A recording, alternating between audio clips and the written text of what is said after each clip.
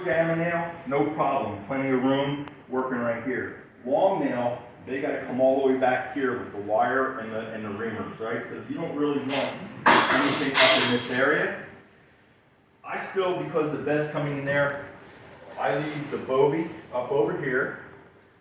You know, if you hang the bovie right here in front of them and it goes this way and comes around, it can never fall to the ground because it's up and over the bar. They could let go of it, it's not going anywhere, right?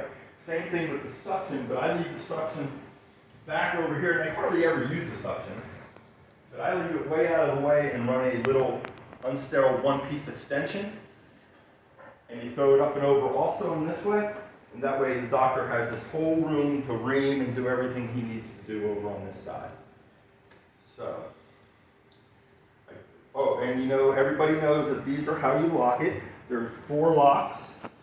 Typically when we bring a patient in, we have this unlocked and on an angle. These work nice. They fixed everything.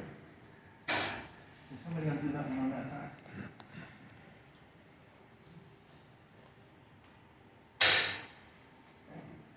Typically you bring them in on an angle so the bed can come up here and they can intubate here.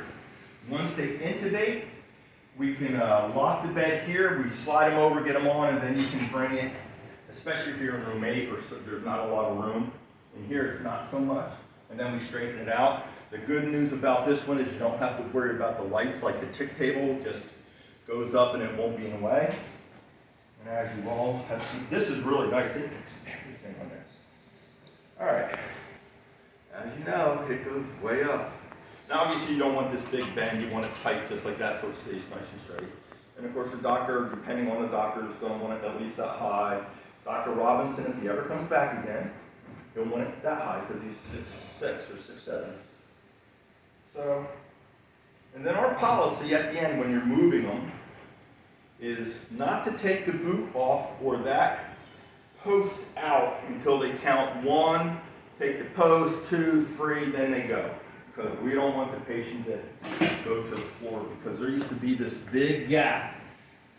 There used to be all the way down, nothing there to protect the patient from falling off. So we kind of want to leave this in as a, so if this was still in and that foot went, the patient would not have been able to go. They would have maybe crushed something, but they would not have been able to go off the edge. So they want to go 1, 2, roll, go. Just for safety. Anybody have any questions?